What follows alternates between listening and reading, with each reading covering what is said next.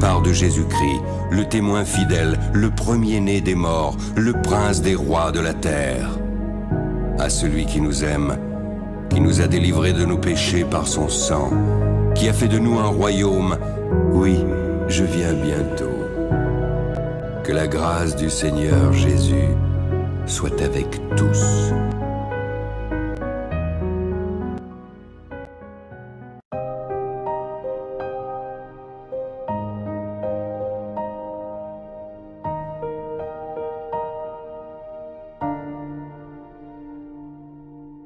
Bonjour à tous, j'espère que vous allez bien, moi ça va très bien. On se retrouve aujourd'hui donc sur une nouvelle vidéo. Aujourd'hui nous allons parler donc de ce jour merveilleux que sera l'enlèvement de l'église, mais aussi des signes de la fin des temps, parce qu'aujourd'hui beaucoup se posent la question de savoir qu'est-ce qu'il reste à accomplir. Où en sommes-nous justement dans les prophéties de la fin des temps? Qu'est-ce que la Bible nous enseigne et nous dit par rapport à cela? Parce qu'il faut savoir que le Seigneur ne nous a pas laissés ni orphelins, ni dans le doute, ni dans l'angoisse, comme les nations, comme les gens qui n'ont pas la foi en Jésus-Christ. Mais aujourd'hui, il faut savoir que le Seigneur nous a laissé les prophéties, nous a laissé donc des preuves, des traces de sa parole, mais également des choses que nous devons savoir. La Bible nous dit bien qu'il y a des choses qui sont réservées à l'Éternel, mais il y a des choses qui nous sont révélées, et ces choses révélées nous permettent tout simplement d'avoir une espérance, d'avoir une joie, une paix, et de savoir où nous en sommes par rapport au retour du roi des rois, au retour de Jésus-Christ, et bien sûr, avant cela, donc le déversement de sa colère et l'enlèvement de l'église, bien sûr. Alors, il faut savoir qu'aujourd'hui, nous vivons dans un monde qui est vraiment très difficile. Il faut savoir qu'aujourd'hui, nous vivons dans un monde que la terre n'a jamais connu. Que ce soit du temps de Sodome et Gomorrhe, que ce soit du temps même de la période antédiluvienne, donc avant le déluge, le monde dans lequel nous vivons aujourd'hui est le pire des mondes que nous puissions, que cette terre va connaître. Mais l'apogée du mal, donc le déroulement des prophéties de la fin des temps n'est pas encore à son terme, et le mal ira encore en grandissant. Donc aujourd'hui, on peut dire que nous sommes dans le début des douleurs, dans le début des tribulations. Il y a toujours eu des tribulations, mais il y a quelque chose de terrible qui est en train d'arriver, c'est notamment la grande tribulation, et donc la colère de Dieu qui va frapper sur cette terre. Et ce sera donc une période, comme la Bible dit, la période la pire que l'histoire de l'humanité est connue. Il faut savoir que le monde aujourd'hui dans lequel nous vivons est un monde difficile aussi, parce qu'on a des pandémies, on a des pestes, on a des famines, on a des tremblements de terre, il y a des catastrophes naturelles vraiment partout. Et aujourd'hui, même les gens qui ne sont pas dans la foi, même les païens, se posent des questions par rapport à tout ce qui se passe. Et se disent, ben voilà, c'est... Alors tout le monde essaie de trouver sa petite illusion, sa petite chose pour pouvoir se rassurer. Mais il faut savoir que les choses là sont décrites de façon très claire. Le Seigneur des Anneaux appelle aux armes, un jeu de stratégie accessible mais riche. Si vous foncez tête baissée lors d'un... Mais il faut savoir que les choses là sont décrites de façon très claire dans la parole de Dieu.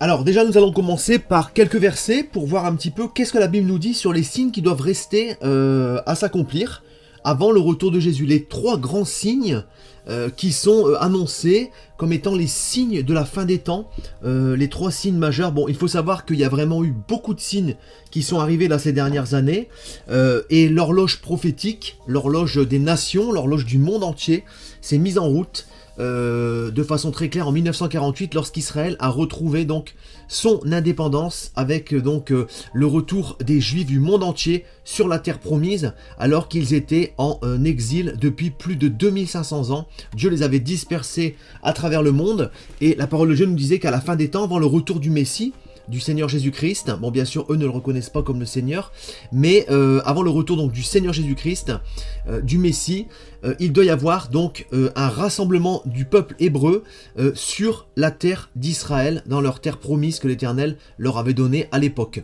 Donc ça a été vraiment l'enclenchement des prophéties de la fin des temps, donc 1948, et aujourd'hui, il y a trois grandes choses qui doivent arriver avant le retour donc visible du Seigneur Jésus-Christ et l'instauration de son règne sur cette terre. Alors il ne faut pas confondre aussi, petite parenthèse, l'avènement, c'est-à-dire son retour visible, où Dieu va instaurer donc tout simplement le millénium, c'est-à-dire un règne de 1000 ans sur terre, et la justice divine et non plus la justice des hommes. avec l'enlèvement de l'Église. L'enlèvement de l'Église va arriver avant la période de la colère de Dieu qui va frapper cette terre pour différentes raisons. J'avais déjà fait des vidéos sur ce sujet et j'en referai une vraiment complète. Alors bien sûr, sur ce sujet, certains prennent position disant que l'enlèvement de l'Église va arriver à la fin, d'autres disent qu'il va arriver au milieu de la grande tribulation, et d'autres disent qu'il va arriver donc au début. Alors il y a différentes raisons pour lesquelles ça ne peut pas arriver à la fin ni au milieu, et que ça va arriver avant. Déjà une raison qui est très très simple, c'est que la Bible nous dit bien que nous ne sommes pas destinés à la colère, et dans le livre de l'Apocalypse chapitre 6, nous voyons que la colère de l'agneau est venu. Et on va voir également dans cette vidéo d'autres petits passages qui vont vous montrer que nous ne sommes pas destinés à cette colère, parce que Jésus était donc à l'époque, je vous le rappelle, juif, et il était juif donc de pur sang, hein, descendant de la tribu de Juda, donc issu donc de Jacob et Léa, et cette tribu des rois de Juda, donc dans la lignée de David, devait accueillir voilà un Messie issu de cette royauté et qui allait donc accomplir à la perfection tous les commandements de Dieu pour donner la rédemption à toute l'humanité. Et il y a quelque chose qu'il faut comprendre, c'est que Jésus imitait aussi les traditions juives dans son langage, dans ses paraboles, et on le savait que par exemple, lorsque le marié juif venait chercher donc sa mariée, après avoir confectionné donc la tente nuptiale, généralement durait à peu près une année cette confection, il y avait donc une fête et une réjouissance qui durait donc 7 jours. Ces 7 jours sont, on va dire, entre guillemets, très similaire aux 7 années. Vous voyez, donc on parle toujours de 7, Dieu a toujours ce chiffre qui est régulièrement représenté dans la parole du Seigneur. Donc 7 jours représentant les 7 années où le peuple de Dieu va être réuni avec la mariée et va être donc dans la présence, dans la réjouissance du Seigneur, pendant que la colère de Dieu va se déverser sur la terre. Sinon, on va dire que si nous étions amenés à traverser cette période, quel serait aujourd'hui le but de se préparer? Et aussi pour pas mal d'autres raisons, dont je vous expliquerai donc dans une prochaine vidéo concernant l'enlèvement de l'Église. C'est un sujet que j'étudie déjà depuis vraiment pas mal d'années, j'ai pu vraiment étudier les différentes hypothèses, j'ai médité beaucoup les versets, j'ai beaucoup prié également, et aujourd'hui, c'est quelque chose qui n'est pas possible parce qu'il y a des versets vraiment qui sont complètement à l'inverse du fait de croire que nous allons traverser cette grande tribulation. Mais bon, ça on va dire que ce n'est pas salutaire, c'est une opinion personnelle que chacun peut avoir. Voilà, être pré, mi ou post-tribulationniste n'est pas, on va dire, quelque chose de salutaire, mais en tout cas, aujourd'hui ce qu'il faut être sûr d'une chose, c'est être prêt pour le retour du Seigneur Jésus-Christ. Et il faut savoir que donc les 3 grands signes de la fin dont je vous parlais sont déjà dans Matthieu 24, 14, il nous dit que le Seigneur, cette bonne nouvelle du royaume sera prêchée dans le monde entier pour servir de témoignage à toutes les nations, alors viendra la fin. Donc il faut savoir qu'aujourd'hui il y a un réveil mondial qui est en train de se créer. L'évangile est prêché aux 4 coins de la terre, même dans des endroits les plus inaccessibles, notamment en Afrique, dans les pays de l'Est, dans les pays asiatiques. Voilà, l'évangile est vraiment prêché aux 4 coins de la terre.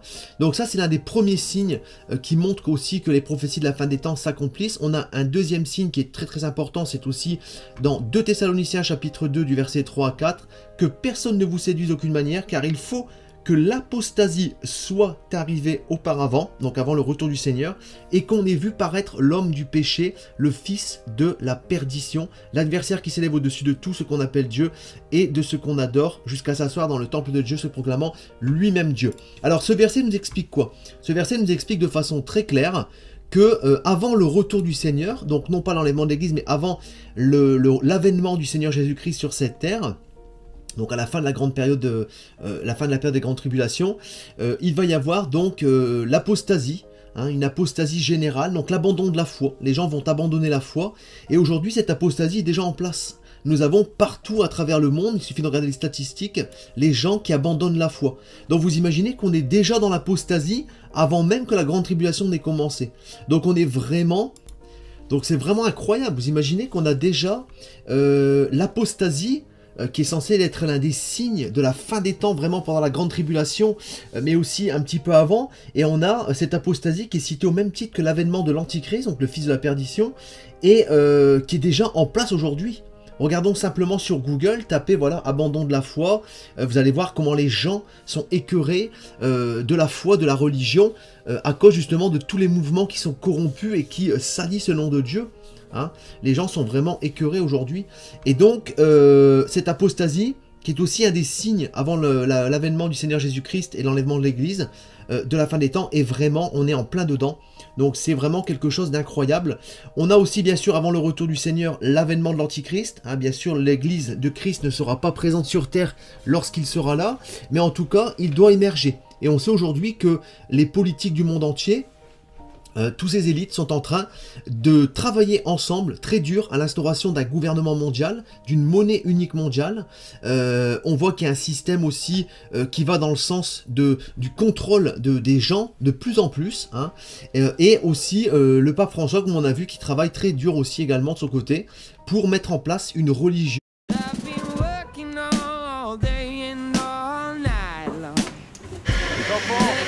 De son côté, pour mettre en place une religion mondiale dès l'année prochaine, à partir de donc, cette année, 2022 plutôt. Donc on voit vraiment que tout est en train de s'engouffrer dans l'entonnoir et d'amener les gens donc voilà à cette gouvernance mondiale. Donc ils y travaillent depuis déjà plusieurs dizaines d'années. Et aujourd'hui, on voit l'aboutissement de toutes ces choses.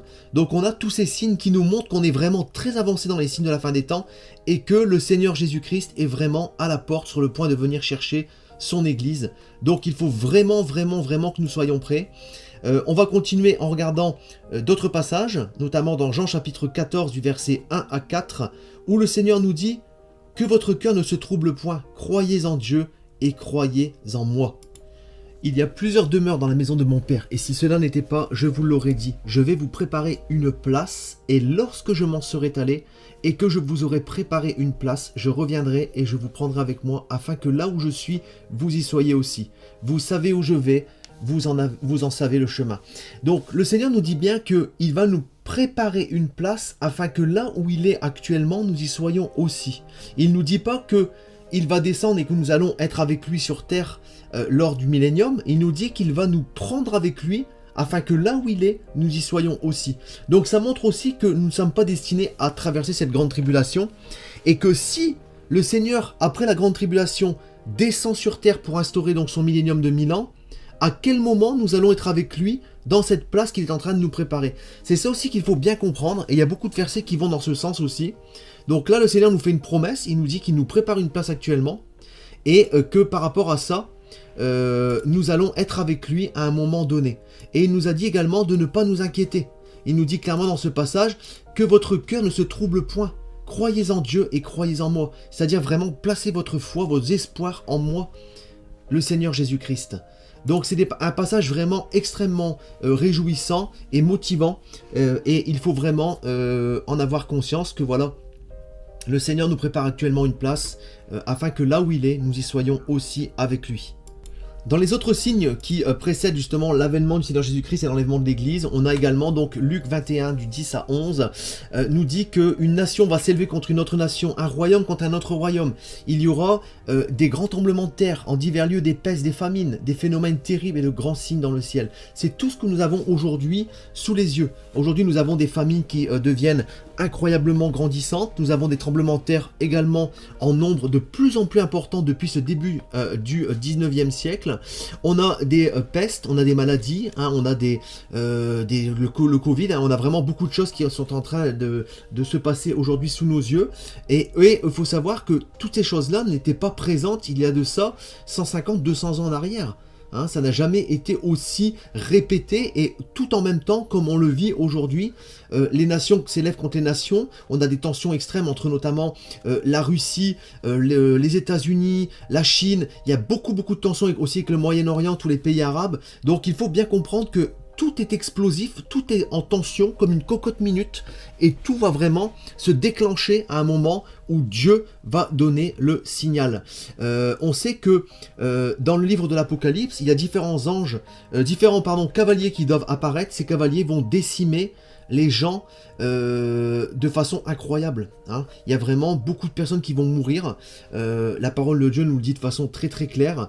Et donc, comment imaginer que si les enfants de Dieu sont au milieu de ce grand chaos, de ce grand champ de bataille, ça serait vraiment illogique, hein, ça serait vraiment illogique. Rappelez-vous également quand le Seigneur a envoyé les plaies sur Pharaon et sur l'Égypte, où les Hébreux habitaient également, le Seigneur a protégé ses enfants en les mettant à part. Ils étaient mis à part. Donc il faut bien comprendre ces choses-là. Ensuite, nous allons aller dans Matthieu 21, versets 25 à 26. Le Seigneur nous dit qu'il y aura de grands signes dans le soleil et la lune, dans la lune et les étoiles. Et sur la terre, il y aura de l'angoisse chez les nations qui ne sauront que faire au bruit de la mer et des flots.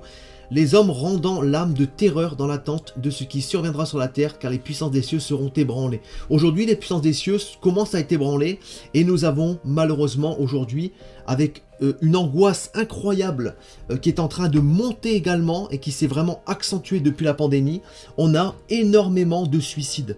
Les gens se suicident, les gens rendent l'âme de terreur, donc c'est-à-dire que voilà, ils mettent fin à leur jour, hein, à cause de la terreur, parce que voilà, aujourd'hui, le processus de la fin est en train de s'enclencher. Donc, on peut le regarder également dans les statistiques, une ascension énorme des taux de suicide. Hein, on avait déjà beaucoup de taux de suicide avant, mais alors là, avec le Covid, c'est vraiment encore pire. Et bien sûr, n'oubliez pas que Dieu laisse faire, par exemple, les comportements incroyables que certains gouvernements ont aujourd'hui en cette pandémie. Dieu les laisse faire parce qu'ils font partie du plan et ils sont utilisés indirectement par le Seigneur afin que ces prophéties s'accomplissent. Donc on a toutes ces choses qui s'accomplissent et comme la Bible le dit, tout arrive selon sa volonté. Dieu exercera l'entièreté de sa volonté. Donc on peut croire qu'on est en train de faire quelque chose et qu'on dirige la chose, mais Dieu est toujours derrière au contrôle et c'est ça qui est franchement incroyable avec le Seigneur. Et le Seigneur nous a dit que quand vous verrez ces choses, Luc 21-28, quand ces choses commenceront à arriver, quand vous les verrez sous vos yeux, le Seigneur ne nous a pas dit « inquiétez-vous et soyez prêts à traverser une énorme période de colère » parce que toutes ces choses qui arrivent ne sont que les douleurs de l'enfantement, c'est-à-dire ce sont les premiers signes qui montrent que la fin est en train d'arriver. Et le Seigneur nous dit, quand ces choses commenceront à arriver, redressez-vous et levez vos têtes, parce que votre délivrance approche. Le Seigneur nous fait une promesse avant l'accalmie, avant le déversement de la colère, avant que les choses ne dégénèrent pleinement, avant la grande tribulation tout simplement. Le Seigneur nous dit de redresser nos têtes, de nous préparer, parce que la délivrance approche. C'est quelque chose qui est vraiment merveilleux, parce que le Seigneur ne nous laisse pas tomber, et il nous dit bien de nous préparer. Préparez-nous. Et regardez, dès le début de l'Apocalypse 6, dès le début du livre de l'Apocalypse, avant même qu'il y ait les martyrs de la grande tribulation, avant même qu'il y ait les deux prophètes qui vont prêcher l'évangile pendant la grande tribulation, avant même qu'il y ait donc l'antichrist dans le temple et compagnie, avant même ces choses-là qui arrivent donc à partir du 7e chapitre, on le voit dès le chapitre 6, les rois de la terre, les grands, les chefs militaires, les riches, les pauvres, les puissants, les esclaves, les hommes libres se cachèrent dans les cavernes et les rochers. Donc on voit que les gens, tous les chefs militaires vont aller, les politiques, se cacher dans les bunkers certainement. Et ils disent aux montagnes et aux rochers, tombez sur nous et cachez-nous devant la face de celui qui est assis sur le trône et devant la colère de Dieu. Tous ceux qui servent le diable aujourd'hui, à un moment donné, seront frappés de terreur parce que Dieu va faire tomber cette colère sur terre. Et on le voit bien qu'à partir du verset 17, car le jour de sa colère est venu, et qui peut subsister? Le jour de la colère de Dieu, le jour de la colère de l'agneau est venu à partir du chapitre 6. Donc on voit aussi par là que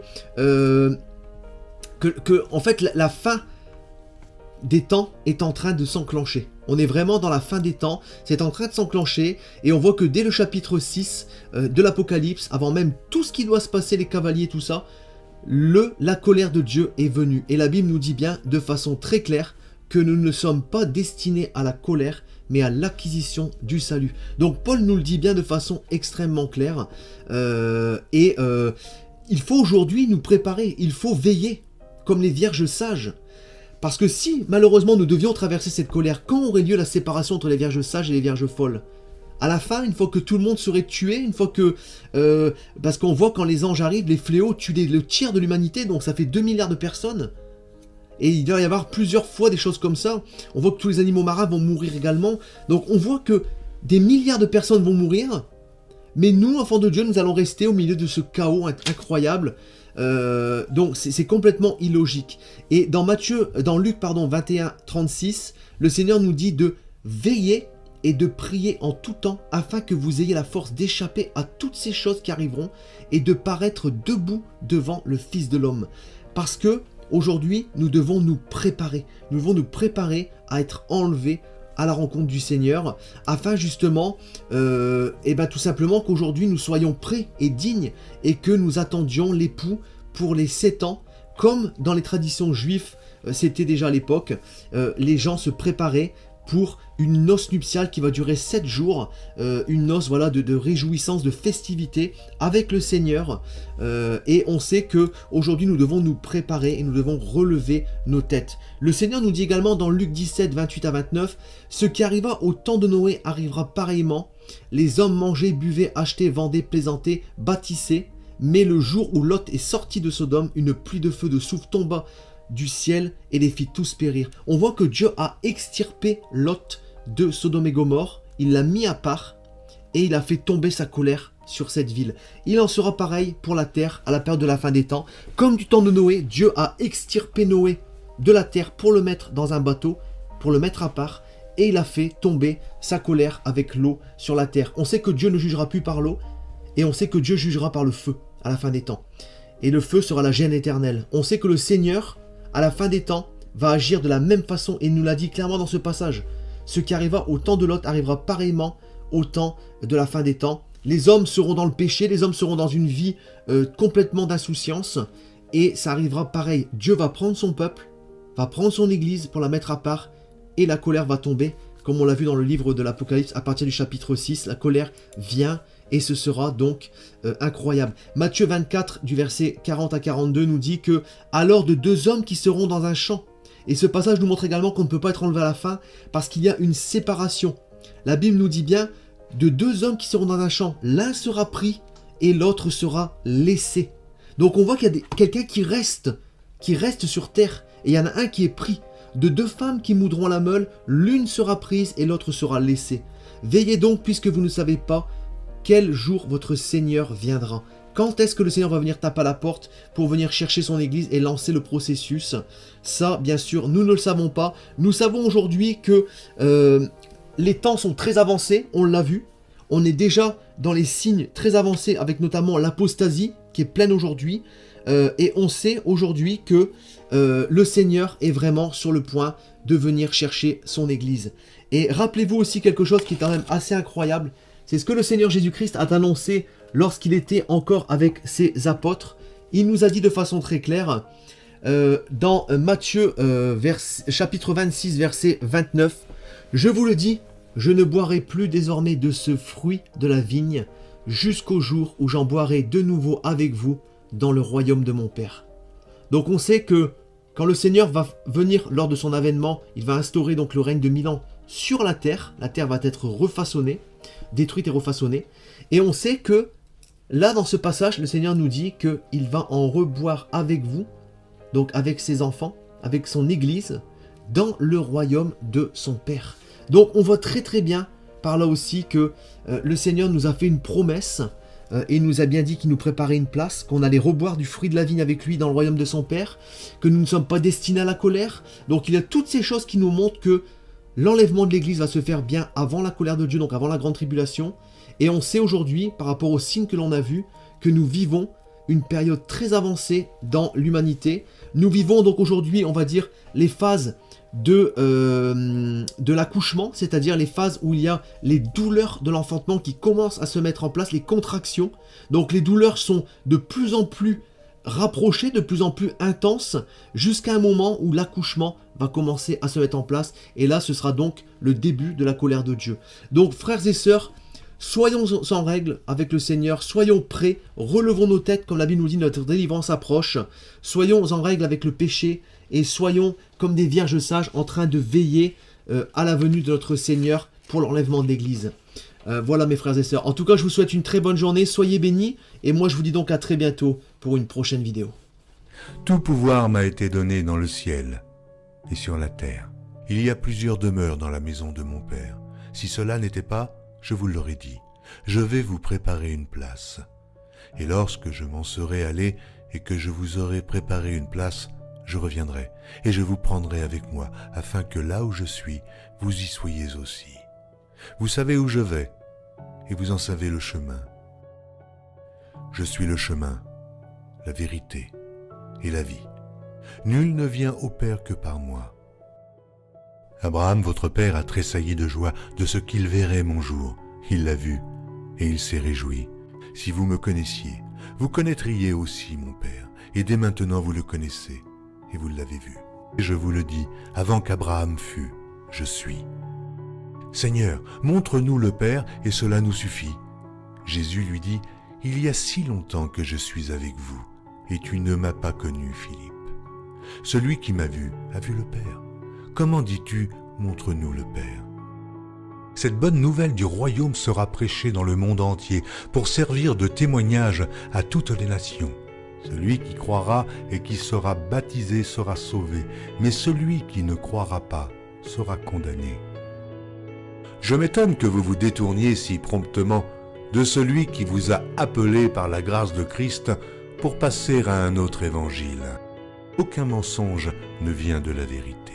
Sinon celui qui nie que Jésus est le Christ, celui-là est l'antéchrist, qui nie le Père et le Fils. Quiconque nie le Fils n'a point non plus le Père.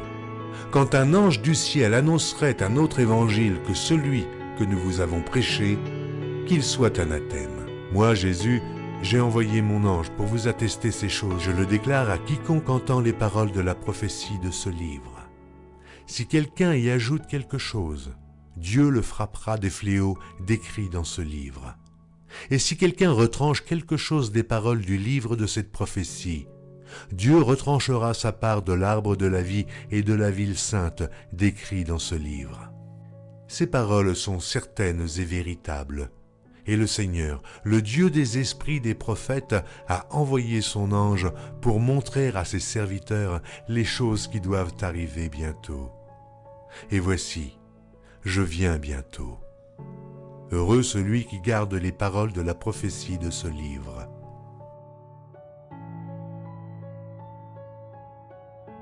Voici, il vient avec les nuées, et tout œil le verra, même ceux qui l'ont percé.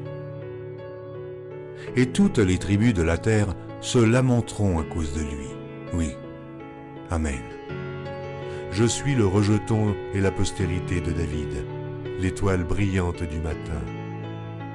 Je suis l'alpha et l'oméga, dit le Seigneur Dieu, celui qui est, qui était et qui vient, le Tout-Puissant, le premier et le dernier, le commencement et la fin. Que la grâce du Seigneur Jésus soit avec tous.